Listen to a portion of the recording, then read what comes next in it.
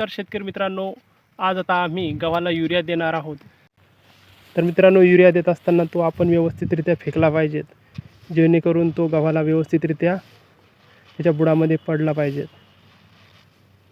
Urea देण्यापूर्वी मित्रांनो, आपण एक दिवस गव्हाचं शेत ओलं करून घेतलेलं आहे आणि त्यानंतरच आपण गव्हाला दुसऱ्या दिवशी युरिया देत आहोत.